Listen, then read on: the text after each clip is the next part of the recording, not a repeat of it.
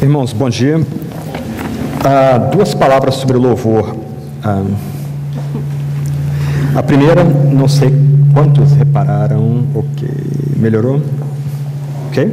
Não sei quantos repararam, quando nós cantamos o Salmo 136, nós cantamos uma canção que foi parafraseada e musicada pelo Daniel Ferreira.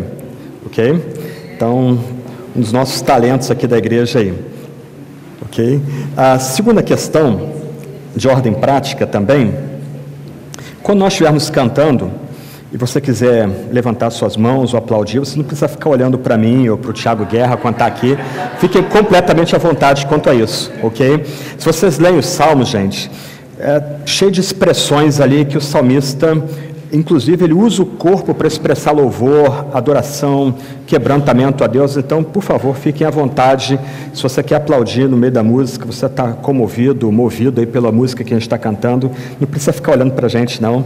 Fique à vontade quanto a isso. Maritza pode puxar, né? Cadê? Maritza gosta, né? Então, a Maritza puxa para a gente, ela fica responsável para puxar as palmas aí, mas, por favor, fique à vontade. Nós vamos meditar em 3 João. Estamos terminando aí nossa sequência de sermões nessas 3 epístolas do apóstolo do amor, e nós temos agora uma carta pequenininha. Na verdade não é epístola, a epístola são os textos mais longos, mais densos. Tecnicamente o que nós temos aqui não é epístola, como se encontra em Bíblias mais antigas, em edições mais antigas da Bíblia, mas nós temos aqui de fato uma carta. Inclusive os estudiosos vão dizer que a carta que a gente vai meditar hoje é uma típica carta do 1º século depois de Cristo. Então, para vocês que gostam de história, ou estão fazendo história no ensino médio ou fundamental, ou fazendo faculdade de história, quando vocês forem tratar de história da antiguidade clássica, você pode até lembrar para o seu professor que na Bíblia você tem aí exemplos de correspondências típicas do mundo do 1º século, antes e depois de Cristo, aí, correspondências típicas do período aí da antiguidade clássica. O tema geral de hoje de manhã, nessa 3ª carta de João, é verdade e amor versus orgulho e conflito. Vamos tentar ver o que Deus tem para nos dizer nesses 15 versos dessa primeira carta. Eu vou ler, estou lendo aí na tradução Almeida, a nova tradução que saiu recentemente. Nós estamos adotando como nossa tradução aqui na nossa igreja. O texto diz: o presbítero ao amado Gaio, a quem amo na verdade. Amado, peço a Deus que tudo corra bem com você e que esteja com boa saúde, assim como vai bem a sua alma. Pois fiquei muito alegre quando os irmãos vieram e deram testemunho do que você é fiel à verdade e vive de acordo com a verdade. Não tenho maior alegria do que esta, a de ouvir que os meus filhos vivem de acordo com a verdade. Amados, você tem sido fiel no que faz pelos irmãos, mesmo quando são estrangeiros. Estes deram testemunho diante da igreja do amor que você tem. Você fará bem encaminhando-os em sua jornada de um modo que agrada a Deus, pois foi por causa do nome que eles saíram sem receber nada dos gentios. Portanto, devemos acolher esses irmãos para que nos tornemos cooperadores com eles na proclamação da verdade. Escrevi algumas palavras à igreja, mas Diótrefes, que gosta de exercer a primazia entre eles, não nos dá acolhida. Por isso, quando eu for aí, farei com que se lembre das obras que ele pratica, proferindo contra nós palavras caluniosas. E, não satisfeito com isso, ele não recebe os irmãos, impede os que querem recebê-los e os expulsa da igreja. Amados, não imite o que é mal, e sim o que é bom. Quem pratica o bem procede de Deus, e quem pratica o mal jamais viu a Deus. Quanto a Demétrio, todos dão bom testemunho dele, até a própria verdade, e nós também damos testemunho, e você sabe que o nosso testemunho é verdadeiro. Muitas coisas tinha para lhe escrever, mas não quis fazê-lo com tinta e pena, pois espero vê-lo em breve, então conversaremos pessoalmente. A paz esteja com você. Os amigos mandam saudações, dê saudações aos amigos, um por um. Uma pequena carta, ela é centralizada em 3 personagens principais, os nomes se destacam: Gaio, Diótrefes, Demétrio. Como eu vou mencionar daqui a pouco, a gente não tem nenhuma informação mais profunda sobre quem são esses homens, mas o fato é que essa pequena carta destaca algumas lições para a gente. O apóstolo aqui destaca a verdade, destaca o amor, orgulho, trata de conflitos dentro da igreja, fala da necessária hospitalidade que os crentes devem ter uns com os outros, fala também sobre a verdadeira liderança cristã, também sobre a exclusão de membros da igreja. Sobretudo, a carta é cheia de pistas sobre o que vem a ser um ministério pastoral verdadeiro ou fidedigno. Uma palavra é que, de fato, a gente não sabe nem mesmo a qual igreja o João escreveu, ou João está tratando aqui desses problemas. Supõe-se que João escreve essa pequena epístola, essa pequena carta para alguma igreja na Ásia Menor, atual Turquia, mas a gente não sabe aí exatamente para que igreja ele está lidando aí com esses líderes e as dificuldades que alguns deles têm enfrentado também. A carta pode ser dividida de forma bem simples. No primeiro verso a gente já tem uma introdução à epístola, essa carta. O apóstolo se identifica aqui como presbítero, escrevendo essa carta ao amado Gaio, a quem ele ama na verdade. Ainda que o nome de João não apareça na carta, a tradição cristã tem entendido que o apóstolo João, o mesmo autor do Evangelho, da primeira e segunda epístola, do Apocalipse, é o autor dessa carta. E um ponto interessante é que ele não se identifica como um apóstolo aqui. Ele se identifica aqui como presbítero. E a palavra presbítero, não é uma tradução da palavra grega correspondente, é uma transliteração que, se fosse traduzida, seria traduzida como ancião. Então, nós já temos aqui uma primeira qualificação quanto ao ministério pastoral. O nosso apóstolo aqui começa a mostrar para nós aqui que uma característica do presbiterato, ou do pastorado, é ser uma pessoa experimentada, um veterano. Por ancião aqui, ele pode significar uma pessoa idosa, e muito provavelmente o apóstolo aqui já está idoso. Nós estamos pensando aqui em termos aí de 80, 90 depois de Cristo, então não é difícil supor que o apóstolo tenha por volta de 80 anos de idade quando ele escreve essa epístola, mas a ideia aqui, ao se dirigir a Gaio como presbítero, é lembrar que ele é um oficial da igreja, ele é parte da igreja visível, ele serve a igreja visível, mas ele foi destacado para servir a igreja visível, ou ele é reconhecido pela igreja visível como presbítero por causa da sua maturidade, porque ele é ancião. Em outras passagens bíblicas, a gente vai aprender que o pastorado não é para pessoas jovens, para pessoas inexperientes, para pessoas que estão começando a vida, até porque, como Paulo vai destacar na sua primeira epístola a Timóteo, um jovem pode ser tentado pelo diabo a se orgulhar e pode cair em condenação. Então nós já temos aqui uma primeira qualificação ministerial que já nos é oferecida. Aquele que guia a igreja, aquele que serve a igreja, deve ser um ancião, deve ser alguém provado e experimentado. Mas, ainda na introdução, o nosso apóstolo aqui fala do seu destinatário, trata o seu destinatário Gaio como amado. Nós já temos encontrado essa palavrinha em 1 João, 2 João, ela é uma palavra bastante empregada nessas três cartas. Só nessa epístola, amor e cognatos vão ser citadas 4 vezes, em 15 versículos, o que mostra a ênfase do apóstolo aqui nessa questão, mas é bonito notar aqui que esse presbítero trata esse homem, Gaio, do qual nós não temos muitas informações, como uma pessoa amada. O apóstolo ama Gaio. Como eu mencionei, nós não temos muitas ideias sobre quem vem ser Gaio. A tradição pós-Novo Testamento sugere que Gaio veio a ser pastor de uma igreja na Ásia Menor, na verdade um bispo da igreja de Pérgamo, e por causa da menção que João fala da sua alegria em ver os seus filhos vivendo de acordo com a verdade, algumas pessoas sugerem que Gaio veio a ser ganho para Cristo, veio a ser evangelizado pelo próprio João. Mas isso são conjecturas. O fato é que, independente de sabermos quem era Gaio ou não, esse presbítero, João, esse ancião, o apóstolo João, ama o seu destinatário, ele demonstra amor pelo seu destinatário, ele ama Gaio. E ele ama Gaio porque ele está na verdade. Esse é um ponto importante aqui. Curioso, a gente tem notado aqui, especialmente em 1 João, mas a gente ouviu o sermão de semana passada, o Rangel pregando em 2 João também, A verdade é necessária para a igreja. A verdade é o cimento da igreja, o que dá liga à igreja. E a verdade é o próprio Cristo Jesus, como o Verbo, o Filho de Deus, o unigênito de Deus, como a propiciação pelos nossos pecados e propiciação pelos pecados do mundo inteiro. Então, diferente da mentalidade do nosso tempo, em que se ama a despeito da verdade, ou tenta se amar, às vezes até contra a verdade, o apóstolo lembra que ele tem Gaio como amado, que ele ama Gaio por causa da verdade. É o amor à verdade que une esses dois homens e que leva esse ministro mais velho, esse apóstolo mais velho, a dizer que ele ama Gaio. E amar aqui, mais uma vez, assim como no restante das epístolas de João, não é um mero sentimento.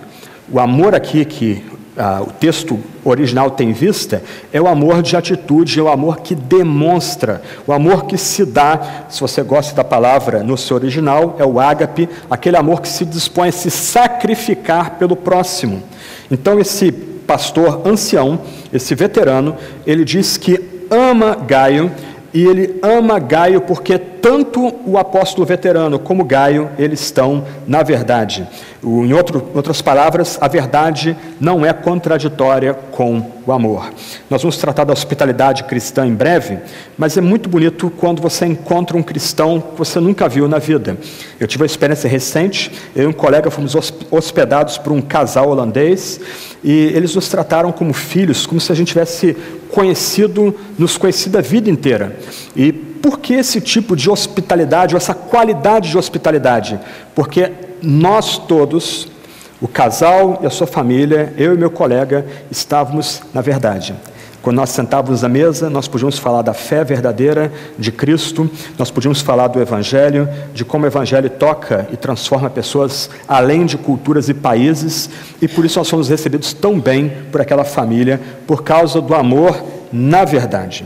Essa é a introdução da epístola, uma introdução bem pequenininha, mas que já dá algumas pistas para a gente importantes sobre o ministério cristão e sobre o amor dentro da comunidade cristã. Nos versos 2 a 4, o nosso apóstolo começa a repassar a Gaio, ou começa a oferecer a Gaio alguns dos seus sentimentos pessoais. No verso 2 nós temos os seus votos. De novo a palavra amado aparece aí. João quer reafirmar o seu amor por Gaio, por esse parece ser um pastor ou um ministro cristão nessa igreja sem nome da Ásia Menor. E já no verso 2, a gente vê uma outra qualificação do ministério pastoral.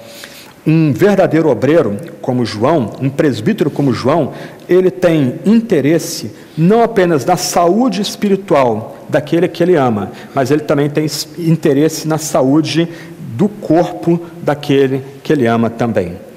Nota que João não distingue corpo e alma. João tem interesse em que Gaio tenha saúde tanto no corpo como na alma, e esse é um interesse importante para aqueles que almejam pastorado. Esse é uma questão que nós devemos requerer dos nossos pastores, que eles tenham de fato interesse por nós como pessoas integrais, como gente de corpo e alma. E é curioso notar aqui que João faz um caminho inverso aqui. Ele destaca que a alma de Gaio está bem, a alma de Gaio tem saúde, e ele espera que o corpo de Gaio também tenha a mesma saúde que a sua alma também tem. Então, pastores, eles têm esse interesse amplo. Pastores não devem ser açougueiros, eles devem ser médicos de alma. E como médicos de alma, eles têm esse interesse amplo no ser humano como um todo. Os membros da igreja não são para serem usados, não são para serem arregimentados. A igreja não é um tipo de ONG no qual o pastor só vê pessoas para servir nas diversas áreas dessa ONG espiritual. Não, a igreja é um lugar onde pessoas devem ser cuidadas, e os pastores são chamados a ter esse interesse amplo pelas pessoas, não só pela saúde da alma, mas pela saúde do corpo.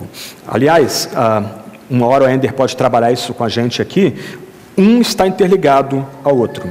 Se nós não tratamos bem o nosso corpo, isso vai ter influência sobre a nossa própria alma, sobre a saúde da nossa alma. Se nós não tratamos bem a nossa alma, se nós não buscamos saúde da nossa alma, isso vai ter também reflexos na saúde do nosso corpo. Mas isso a Ender pode trabalhar em outra ocasião conosco aqui, mas o ponto é que o pastor tem esse firme interesse em cuidar do ser humano, em cuidar daqueles que são sob o seu cuidado de forma integral. E esse é o primeiro voto de João aqui, o voto mais importante do João aqui, a preocupação para que a saúde de Gaio esteja bem em todos os níveis, tanto no corpo como na alma. Mas João vai além e ele começa a falar dos seus motivos de alegria, os motivos de alegria que ele tem nesse homem que ele ama, Gaio, versos 3 e 4. Por que ele ama Gaio? Ele já tratou no começo, no primeiro verso, que ele diz que ele ama esse homem, Gaio. Na verdade, ele está pronto para se doar a Gaio por causa da verdade. E agora, os versos 3 e 4, ele começa a desenvolver esse ponto aí. Ele fica muito alegre porque mensageiros dessa igreja foram a ele, a João, e deram um bom testemunho de Gaio. Eles deram um bom testemunho de Gaio porque ele é fiel à verdade e vive de acordo com a verdade. E aqui a gente tem um ponto para nós considerarmos. O cristão, ele é chamado a não apenas ter interesses doutrinários. E nós estamos vendo isso por toda a primeira epístola de João, também 2 João. Aqui nessa pequena carta, João não detalha muito o que vai ser a verdade, mas na primeira epístola há todo o interesse em que a gente mantenha firme a nossa fé na verdade, que é Cristo Jesus, como Verbo, como Filho de Deus, como único de Deus, unigênito de Deus, como propiciação pelos nossos pecados, como aquele que veio na carne. Então, João lembra aqui que Gaio recebe bom testemunho, e Gaio é amado porque ele é fiel a essa verdade recebida. Então, nós cristãos, nós por um lado temos que ter um olho nessa verdade. A gente valoriza alguns enunciados básicos, a gente não negocia certos enunciados básicos, nós não podemos abrir mão desses enunciados. Nós somos estabelecidos como novos homens, novas mulheres, por causa desses enunciados básicos. Cristo é Verbo, Cristo é o Filho de Deus, Cristo é unigênito, Cristo veio na carne, Cristo é nosso advogado, Cristo nos propiciou. E a gente tem escutado isso já há algum tempo. Só que a gente não deve ser apenas fiel à verdade. Como Gaio, nós devemos viver de acordo com a verdade. No Evangelho de João, Jesus vai lembrar que a forma de nós sabermos que a mensagem dele é verdadeira é vivendo de acordo com a mensagem dele. Então, o que se espera de nós é um comportamento coerente com a verdade. Atualmente, se você vai numa livraria evangélica, você vai encontrar vários livros de apologética, e geralmente os argumentos desses livros de apologética são num nível mais filosófico, tentativas de argumentar a respeito da existência de Deus, da plausibilidade da existência dele, argumentos a respeito da veracidade da Sagrada Escritura, a defesa de eventos históricos do passado como registrados na Sagrada Escritura. Mas, após o final do período do Novo Testamento, a primeira apologética da igreja primitiva era mostrar a qualidade de vida dos cristãos. A veracidade da fé era provada porque o comportamento dos cristãos era outro, diferente da média dos cidadãos do Império Romano. Eu já devo ter mencionado isso para vocês, mas, por exemplo, se um pai de família era preso por ser cristão e era ameaçado de morte, eventualmente jogado no Coliseu às feras, um adolescente cristão trocaria de lugar com aquele pai de família, porque o adolescente não tinha responsabilidades a quem cuidar, mas aquele pai precisava cuidar da sua família, então aquele pai precisava viver, então o adolescente trocaria de lugar com ele. Havia a defesa da mulher, a defesa do casamento, a defesa daqueles que ainda nem nasceram, havia a valorização do escravo, que não era nada no mundo romano, era apenas um número, por causa da qualidade de vida dos cristãos, porque os primeiros cristãos andavam na verdade, assim era provada a veracidade da fé cristã. Nós somos chamados, então, à semelhança de Gaio, a sermos fiéis à verdade e a andarmos na verdade. O cristão não tem um senso ético elástico. Para o cristão, o seu senso ético não cabe outras variantes. O cristão, ele sabe que ele está debaixo de comando. A verdade exige tudo dele, exige um santo procedimento dele. Então, o cristão não só é fiel à verdade enunciada, mas ele também vai andar nessa verdade enunciada. E é um pouco desconfortável para nós hoje, principalmente para quem é cristão há muito tempo, lembrar que, por exemplo, no passado, se nós éramos desprezados, se debochavam de nós, olha os Bíblias andando, olha os carolas andando. Do outro lado, qualquer cristão poderia pegar fiado, comprar fiado na padaria, na mercearia, porque ainda que se debochasse daquele cristão, entendia-se que aquele cristão era honrado, era alguém que andava na verdade, por isso era ele, mesmo motivo de piada, ele era confiável. Hoje não mais. Algumas vezes a gente vê comportamentos repulsivos entre próprios cristãos. Como é que a gente pode tratar essas pessoas como cristãs? Como é que a gente pode amá-las se elas, ao mesmo tempo que dizem supostamente ser fiéis à verdade, não conseguem andar na verdade? Então João lembra aqui que Gaio é amado porque ele não só é fiel à verdade, mas ele vive de acordo com a verdade. E a gente tem mais uma aplicação aqui para pastores, verso 4. Qual a alegria do pastor? O que deixa de fato um presbítero alegre? O que traz contentamento para um obreiro? Não tenho maior alegria do que essa, de ouvir que os meus filhos vivem de acordo com a verdade. O verdadeiro pastor, ele quer jogar sua comunidade para cima, ele quer jogar os membros da sua igreja para cima. Em outras palavras, o verdadeiro pastor quer ver os membros crescerem e amadurecerem. E o verdadeiro pastor, ele se alegra quando tempos depois ele escuta que aqueles que ele nutriu, alimentou, serviu, eles vivem de acordo com a verdade. Esse aqui é talvez o grande presente que pastores, missionários, missionárias, evangelistas podem receber. Eles mudaram de campo, mudaram para outra igreja, aposentaram, mas eles continuam ouvindo que aquelas pessoas que eles serviram e nutriram, eles andam de acordo com a verdade. Essa talvez seja a grande coroa de glória, a grande alegria dos obreiros fiéis, como a gente começa a ver nessa pequena carta de João a Gaio e essa igreja sem nome na Ásia Menor. Versos 5 a 8, João começa a tratar de algumas situações que estão acontecendo nessa igreja. Primeiro, ele começa agora a elogiar a conduta de Gaio e de alguns cristãos, para depois reprovar a conduta desse homem chamado Diótrefes, que a gente não sabe quem é, não há nenhuma indicação de quem seja. Então, dos versos 5 a 8, Paulo começa a elogiar a conduta desse homem, Gaio, e de alguns outros cristãos dessa igreja. De novo, a gente encontra a palavra amado aqui. Parece que o João tem realmente uma preocupação em reafirmar a fé dessa pessoa, de Gaio. Alguns comentaristas sugerem, pelo contexto aqui, que a igreja está conflagrada, há uma tensão dentro da igreja. Provavelmente Gaio seja um jovem e João, o veterano, com uma forma não só de ensinar o jovem, mas, mais uma vez, jogá-lo para cima, reforçar a autoridade dele, demonstra o seu amor e seu respeito pelo Gaio. Depois ele vai usar um bom exemplo, talvez para reforçar a necessidade de Gaio permanecer firme nessa comunidade. Mas, mais uma vez, ele trata Gaio como amado.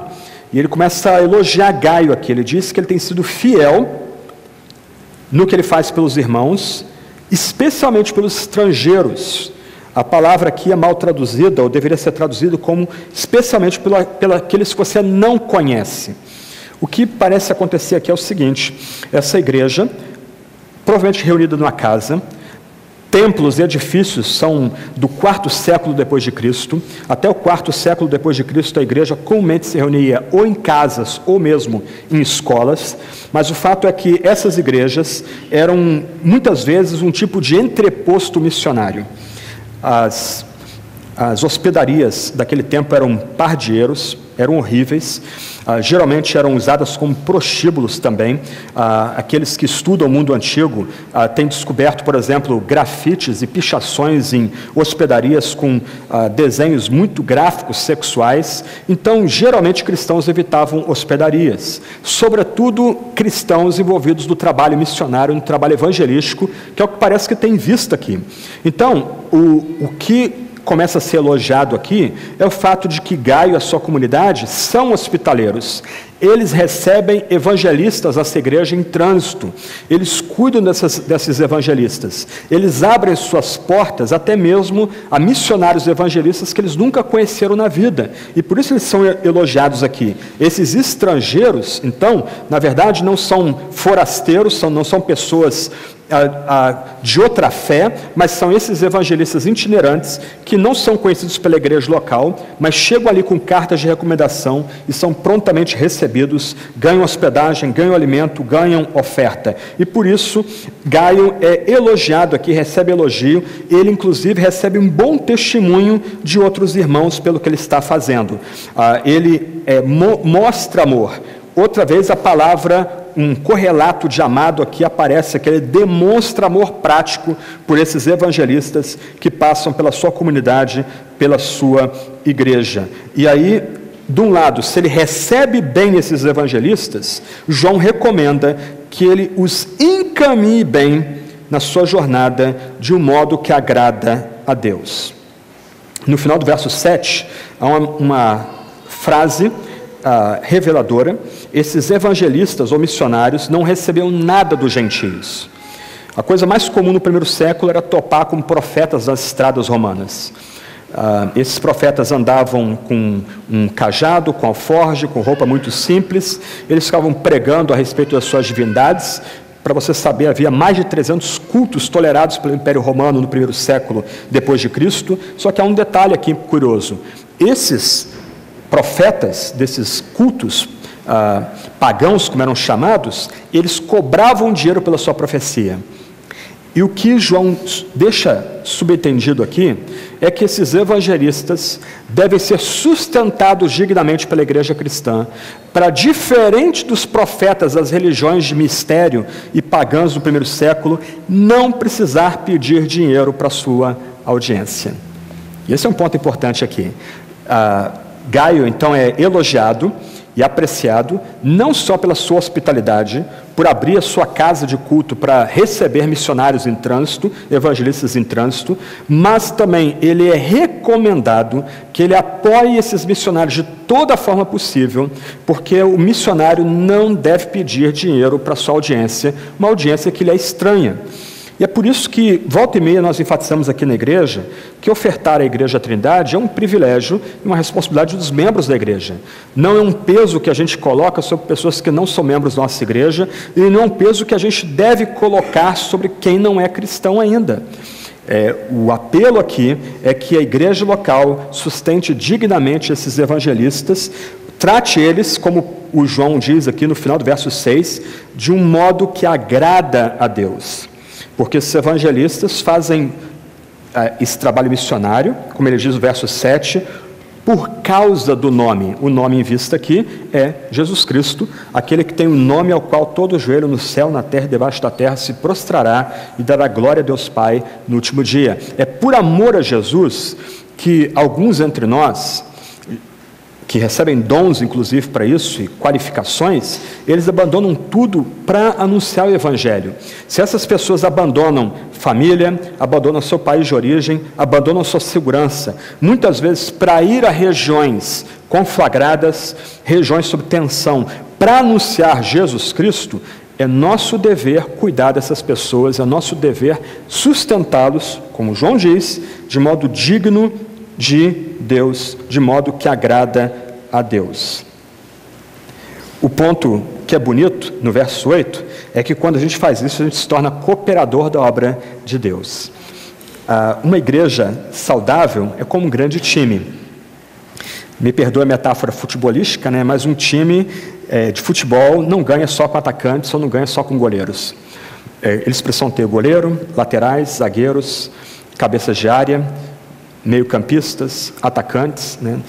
Quando era mais jovem se falava de ponta direita, ponta esquerda, centroavante, os mais velhos entendam, mas o time tem que ser uma equipe. Cada pessoa cumpre sua função em campo, cada pessoa tem o seu talento, e porque eles colocam o seu talento a serviço da equipe, aquela equipe pode ser vitoriosa. O que é tão bonito na igreja Deus dá a uns o dom de pregar até mesmo outra cultura, deixar sua cultura e aceitar outra cultura como sua por amor a Jesus Cristo, mas Deus dá dons e talentos para que outros orem por essa pessoa e outros até mesmo ajudem financeiramente essa pessoa. Então a pessoa está no campo, ela está servindo, ela passou pela gente aqui, mas nós somos cooperadores da obra divina e cooperadores da obra dessa pessoa quando oramos por ela e sustentamos essa pessoa. Nós estamos juntos com ela, onde quer que ela esteja, quando nós a tratamos de um modo digno de Deus, de um modo que agrada a Deus. Então, Gaio aqui é elogiado porque ele é hospitaleiro, porque ele recebe evangelistas e missionários na sua casa, onde provavelmente era a sua igreja, onde era a igreja que se reunia também, e ele é recomendado apoiar essas pessoas da melhor forma possível, porque aqueles evangelistas servem o nome, deixaram para trás família, bens, cultura, tradição por causa do nome, então ele é recomendado apoiar essas pessoas. Nossa igreja tem que ser missionária. Nós precisamos nos perceber como cooperadores daqueles que estão no campo missionário. Nós somos hospitaleiros por aqueles que estão entre nós, nós devemos abrir a nossa casa para eles. Eventualmente a gente está recebendo anjos, como diz o autor de Hebreus, mas a gente também deve apoiá-los ao saírem dentre nós, de modo digno de Deus, porque eles servem o nome. Dessa forma nós estamos também no campo com essas pessoas, nós estamos cooperando com a obra divina, como se estivéssemos lá naquele campo missionário também. E a gente segue adiante, versos 9 a 11, agora João começa a reprovar a conduta desse homem chamado Diótrefes. Parece que esses dois homens, Gaio e Diótrefes, e depois Demétrio, que é mencionado no verso 12, são da mesma igreja.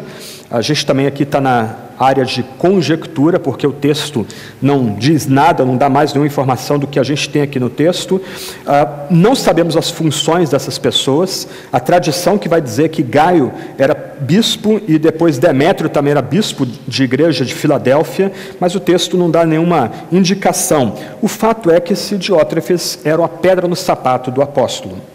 A conduta dele é completamente desprezada e condenada aqui no texto bíblico. Ele se opunha à autoridade de João. Ele queria ter primazia na igreja, aparentemente queria ser um tipo de dono da igreja, um manda-chuva daquela igreja. Ele não era hospitaleiro, ele proferiu palavras caluniosas contra o apóstolo, ele não quis divulgar uma outra carta do apóstolo, que a gente não sabe qual é, também não há nenhuma indicação dessa outra carta, se é 2 João, 1 João, a gente não sabe, mas o fato é que esse homem, ele não quis ler a carta em público perante a igreja, ele impediu outras pessoas de serem hospitaleiras. Muito provavelmente, o que acontece aqui é que para esse homem se tornar o ditador da igreja e fugir da autoridade de João como ancião, como presbítero, ele também impediu que evangelistas enviados pela igreja de João em Éfeso entrassem nessa comunidade. Ele blindou essa comunidade contra qualquer tentativa de influência de João. E pior, ele ameaçou de exclusão, ou chegou a excluir, os crentes que não queriam seguir as suas ordens. Em outras palavras, João lembra, ou João coloca para nós aqui, que Diótrefes estava agindo como um ditador da igreja. Ele se arrogava ser o dono da igreja. Aqueles que já têm passado por várias igrejas, já têm servido a igreja já há bastante tempo, já devem ter topado com pessoas assim. Pessoas que se acham os virtuais donos da comunidade, eles têm a chave da igreja, eles querem dominar a igreja, eles acham que talvez por serem membros fundadores da igreja, por terem tempo na igreja, por terem algum cargo de confiança na igreja, talvez por causa da sua oferta, eles podem mandar na igreja de Deus. Mas João aqui, o apóstolo do amor, ele também sabe ser duro, ele mostra suas garras. No verso 10, ele vai dizer que ele pretende ir àquela igreja, ele pretende visitar aquela igreja e tratar diante desse homem, Diótrefes, do comportamento dele. Verso 10, por isso quando eu for aí, farei com que se lembre das obras que ele pratica, etc, e etc. Um ponto importante aqui, irmãos, é que nós precisamos lembrar que a igreja pertence a Cristo, não a nós.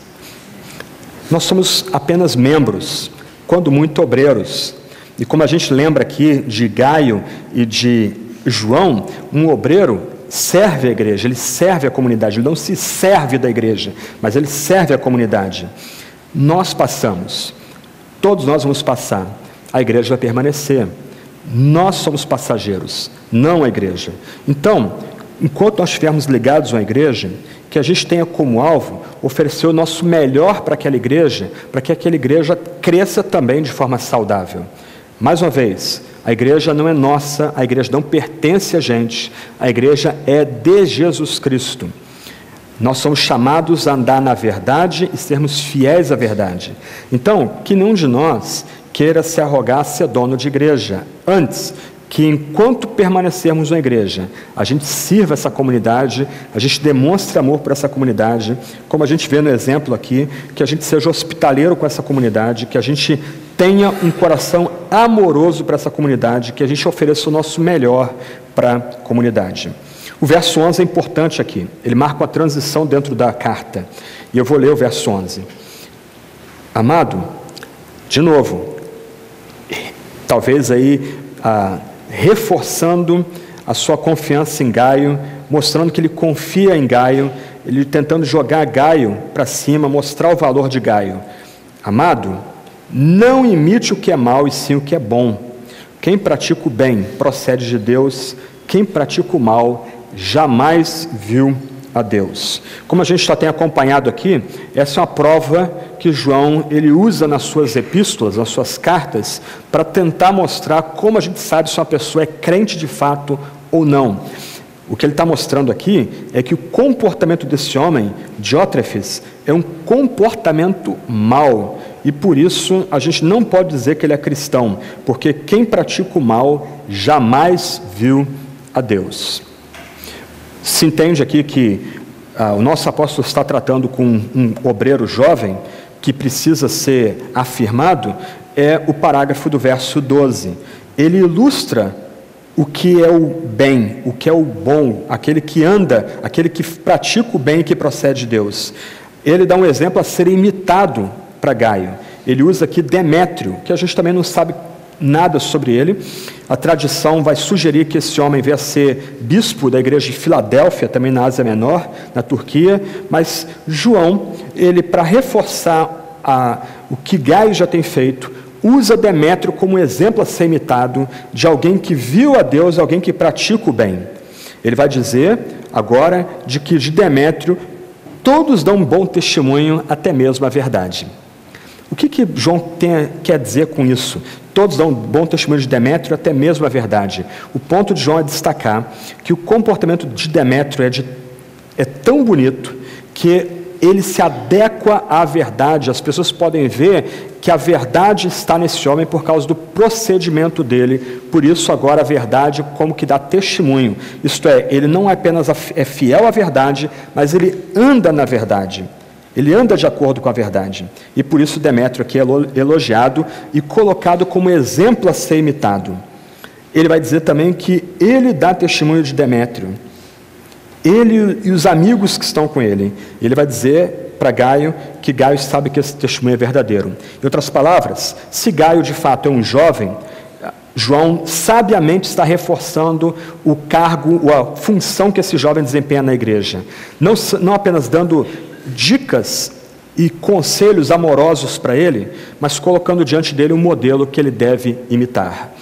E aqui nós não podemos nos furtar disso. Nós somos chamados a sermos imitadores da verdade uns para os outros. Nós somos chamados a dar bom testemunho da verdade uns para os outros.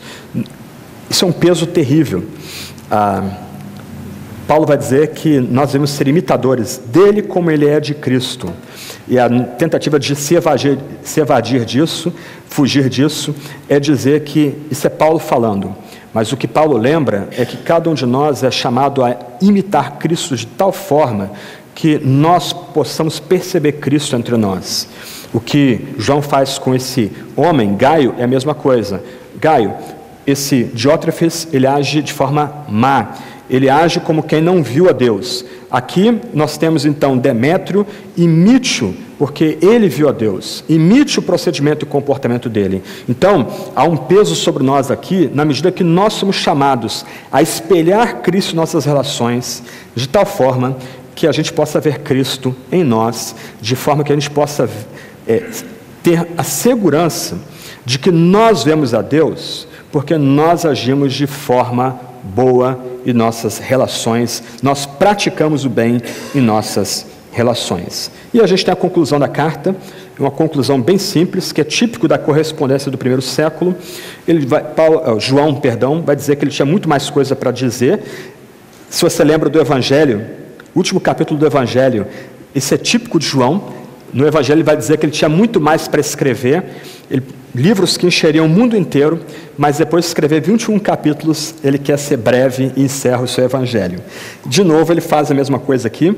Há outras coisas que ele queria escrever para Gaio, mas ele quer ver Gaio pessoalmente para conversar com ele.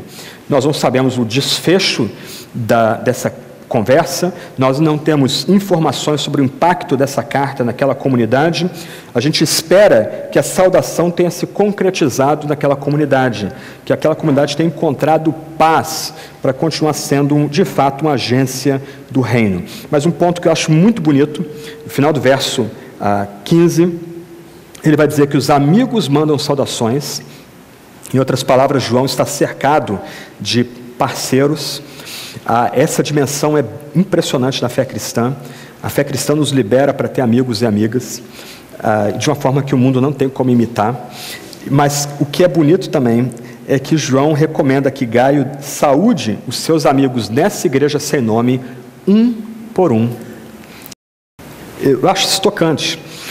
Algumas vezes a gente fica tentado a pensar na fé cristã só em termos de doutrina, enunciados, como se ela fosse uma filosofia, mas quando nós somos fiéis à verdade, andamos na verdade, nós vamos descobrir amigos e amigas de verdade.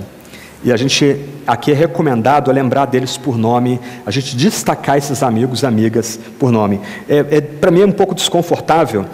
Dá para contar nos dedos obras cristãs que falem de amizade cristã. É difícil você localizar, por exemplo, algum tratado que nos ensina a escolher amigos de forma sábia, valorizar esses amigos, como servir esses amigos. Você entra na livraria evangélica, você não vai encontrar esse tipo de literatura, não é popular. Eu lembro, talvez, de um monge do século 13 para o 14, que ele escreve um tratado sobre amizade espiritual, mas depois a gente vai ter que garimpar muito para achar alguma obra que destaque isso. Mas João, o apóstolo do amor, o apóstolo que é pronto a dizer que ama os seus discípulos, ama os seus filhinhos, trata os seus discípulos como filhinhos amados, ele está cercado de amigos e ele saúda esses amigos um por um. A fé cristã propicia-nos amizades verdadeiras, amizades duradouras, amizades profundas.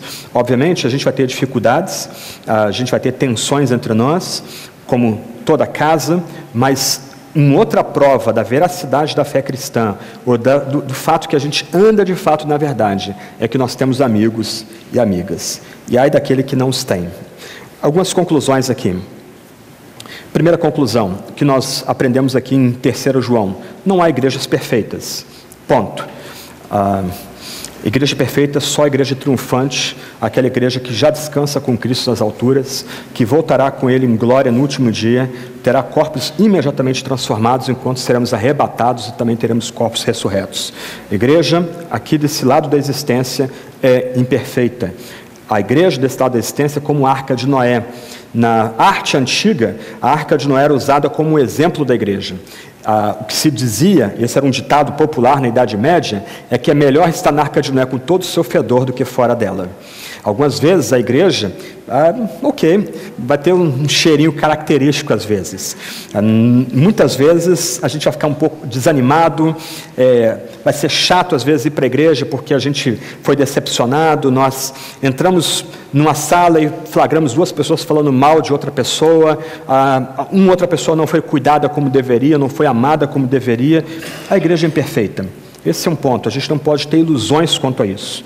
A igreja é constituída por crentes em Jesus Cristo, que estão lutando para crescer espiritualmente, que precisam crescer espiritualmente, mas estão lutando para crescer espiritualmente. Então a gente não pode ter ilusões quanto ao que é a igreja. A igreja é um corpo imperfeito desse lado da existência, mas como dizia o antigo ditado medieval, é melhor estar nela com todas as suas imperfeições do que lá fora. Você não vai encontrar crente solitário no Novo Testamento, você não vai encontrar gente adorando a Deus pela rádio, pela internet. Isso não existe no Novo Testamento. Se o Novo Testamento coloca diante de nós essa igreja com todas as suas rugas e manchas, com todas as suas imperfeições, do outro lado, o Novo Testamento destaca que é essencial estarmos ligados a uma igreja local, uma igreja visível, contribuindo com ela, demonstrando amor por essa igreja, demonstrando cuidado por essa igreja, servindo essa igreja com dons e talentos e com hospitalidade, etc. Então, não há igrejas perfeitas. Esse é um ponto que a gente aprende nessa terceira carta de João. Agora, um outro ponto importante, pensando globalmente nas 3 cartas, é que a gente tem que ter cautela contra a heresia. Heresia pode vir de fora, e a história tem várias distorções da fé cristã vindo de fora. Você pensa, por exemplo, no marxismo. O marxismo é um tipo de religião que tenta imitar a fé cristã. Ponto a ponto, o marxismo oferece um outro tipo de religião competindo com a fé cristã, mas é uma noção parasitária. Mas, do outro lado, e o Novo Testamento já mostra isso, 1 João já ensina isso para a gente. A heresia pode surgir dentro da própria comunidade cristã. Então a gente tem que ter cautela contra a heresia. Nós precisamos constantemente estar meditando na verdade para permanecermos fiéis à verdade, continuarmos andando nessa verdade. Portanto, se alguém abandona a verdade ou vai além da verdade, a gente vai saber se o ensino dessa pessoa é ou não verdadeiro. Se alguém abandona a verdade ou tenta levar a verdade além do que ela diz, a gente tem que rejeitar esse ensino como herético. A gente, como João já diz, como Paulo vai dizer também, a gente se afasta desses que distorcem a verdade, que tentam mudar a verdade, que tentam ir além da própria verdade. Então, cautela contra a heresia. Nós somos chamados aqui a ter espírito de discernimento. É interessante que a gente fala tanto de dons e carismas, mas raramente a gente vê pessoas orando para Deus dar o dom de discernimento. O que João lembra, globalmente nas 3 epístolas, é que nós somos chamados a ter esse dom de discernir aquelas mensagens, aqueles recados que distorcem a verdade ou vão além da verdade, e somos chamados a rejeitá-los completamente. A gente é chamado aqui a andar em verdade e em amor também. Nós somos chamados a não só sermos fiéis à verdade, mas temos um procedimento de acordo com a verdade. Nós somos chamados a caminhar de forma santa. Nós somos chamados a sermos imitadores de Deus e de Cristo Jesus, santos como Deus e como Cristo Jesus. Do outro lado, se a gente é chamado a andar em verdade e amor, a gente também é lembrado que ninguém aqui é maior ou melhor do que o outro. Precisamos uns dos outros. Nós somos chamados a caminhar juntos, somos chamados a sermos cooperadores da verdade, e só conseguimos ser cooperadores da verdade se a gente servir juntos. E ninguém deve se achar dono da igreja. Só o nome é que comanda a igreja. Só Cristo é que reina sobre a igreja. Ele tem o cetro nas suas mãos. Nenhum de nós deve achar que pode se servir da igreja ou achar que pode comandar a igreja. Só Deus reina por meio de Cristo na igreja. Por isso a gente precisa andar em verdade e em amor. E por último, algo que foi destacado aqui nessa terceira epístola, a gente deve ser humilde, a gente deve estar também disposto a fazer o que nós pudermos para a glória de Cristo, cooperando com outros irmãos e outras irmãs. Andar na verdade exige tudo da gente. Quando a gente é chamado a ser fiel à verdade, a andar na verdade, a gente lembra que a nossa vida não pertence mais a nós mesmos. Ela é possuída pela verdade. Eu não sou dono da verdade. A verdade me possuiu. A verdade comanda a minha vida, comanda a nossa vida. Por isso, humildade é tudo. A gente tem que ter paciência com aqueles que não conhecem a verdade como a gente gostaria que ele conhecesse. A gente também deve ter paciência com aqueles que não estão andando em toda a verdade. A gente deve tratá-los com humildade, com brandura. A gente também deve cooperar com outros que são fiéis à verdade e andam na verdade, sobretudo aqueles que têm anunciado a palavra da salvação em outros países, outras culturas, outros bairros, outros lugares. A gente não deve deixá-los passar a vergonha de ter que pedir ajuda para os incrédulos, para os gentios, como João destaca aqui. Eles não devem agir, a gente não deve permitir que aqueles que anunciam o nome ajam como aqueles profetas de outrora e como alguns profetas de hoje, né? o e-mail, aí vai lá a conta bancária, no blog você tem a conta bancária, ele pedindo dinheiro para si próprio. Não, a gente deve antecipar e sustentar esses que servem no campo missionário. E assim nós somos cooperadores deles também. Que Deus os abençoe nessas reflexões em 3 João. Domingo que vem, ou sexta que vem e domingo que vem, nós vamos tratar da paixão e de nosso Senhor Jesus Cristo. Sexta-feira nós vamos tratar da morte de Cristo. Teremos um sermão dedicado a refletir sobre o que Cristo fez na cruz em nosso lugar, em nosso favor. Domingo nós temos a ceia do Senhor aqui na comunidade. Nós vamos também destacar a ressurreição gloriosa, o triunfo de Cristo no Calvário. Nós vamos orar agora. Lembrem, nessa oração final, daqueles nossos irmãos e irmãs que estão lutando com doença. Lembrem de Dona Débora, nossa irmã em Cristo, mãe do Edinário, sogra de Tati, enquanto ela passa pelo vale da sombra da morte, como diz o salmista. Clamem por ela, Cristo seja a segurança dela nesses momentos finais. Clamem também por Tati, por Edinário, Deus dá consolo, conforto, para o esposo de Dona Débora, que não é cristão, para os outros irmãos de Edinário também.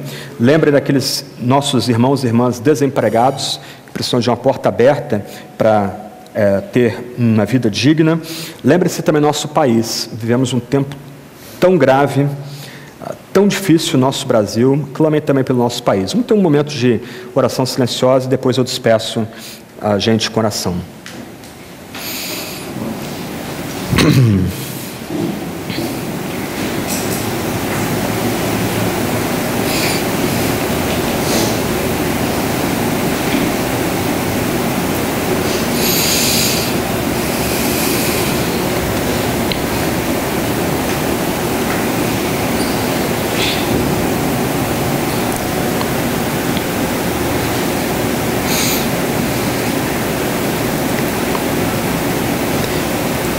Senhor Deus, muito obrigado pela Tua palavra.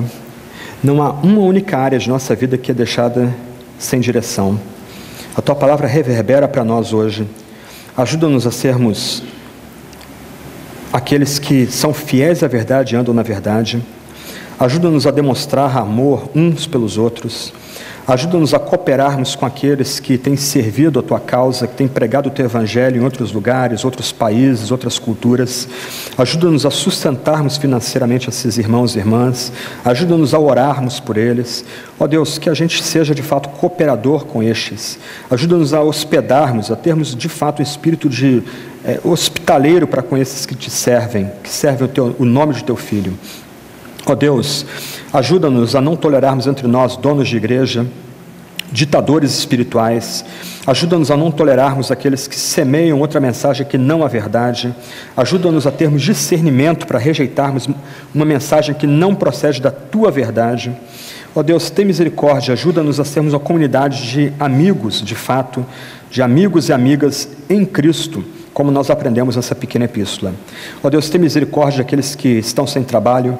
Ó Deus, na oração que o Teu Filho nos ensinou, nós somos ensinados a rogar o pão de cada dia.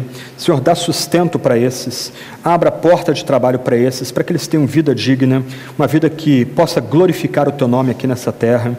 Ó Deus, então sustenta esses, ajuda-nos também, se for necessário, ajudarmos aqueles que não têm trabalho em nosso meio. Ó Deus, ajuda-nos a ter sensibilidade para com esses e demonstrar amor de forma prática para esses também, que nada falte àqueles que não têm trabalho em nosso meio. Ó Deus, tem misericórdia daqueles que estão enfermos. Ó Deus, sustenta, se for do Teu agrado, traz cura miraculosa para que a gente glorifique o Teu nome aqui em nosso meio, a gente possa contar do Teu poder aqui em nosso meio. Ó Deus, ajuda aqueles que têm parentes aqui lutando com doença, com enfermidade, ser com esses, dê paciência, dê um espírito renovado de amor.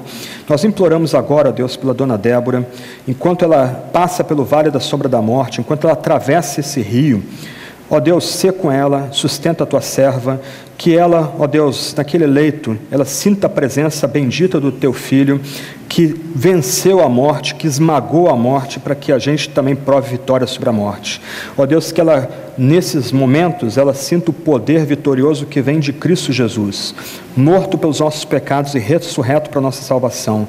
Que esses últimos momentos dela entre nós sejam momentos de alegria e triunfo, porque ela não virá a nós mais, mas somos nós que iremos a ela no último dia, no dia da ressurreição do corpo, em alegria perene, em canto perene, nós reencontraremos os nossos.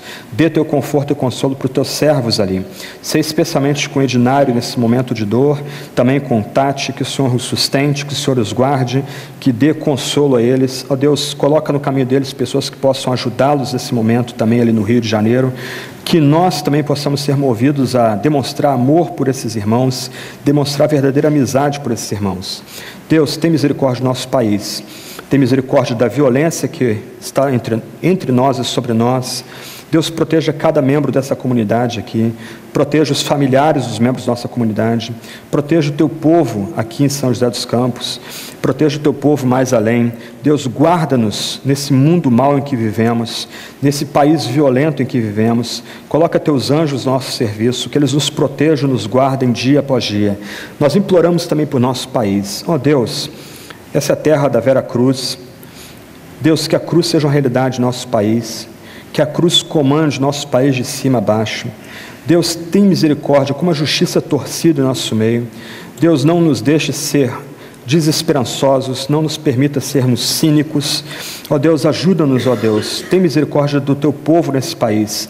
Ó Deus, derrama teu Espírito sobre nós, usa-nos, Senhor, nós imploramos, como um elemento de transformação desse país. Ó Deus, reaviva-nos, derrama teu Espírito com poder em nós. Santifica-nos, ajuda-nos a andar de fato na verdade, ajuda-nos a nos portar como povo escolhido, povo salvo, povo eleito e amado por Ti, de tal forma que o Senhor nos use, como outrora, para transformar esse país de cima a baixo, um país de fato de ordem, de segurança, de lei, onde o bem é premiado e o mal é punido. Deus, tem misericórdia dessa nação, dessa grande nação, reaviva o Teu povo, nós imploramos. E agora, como João, despede-nos em paz. Que a paz seja conosco, que a paz seja conosco, que a paz seja conosco. Amém.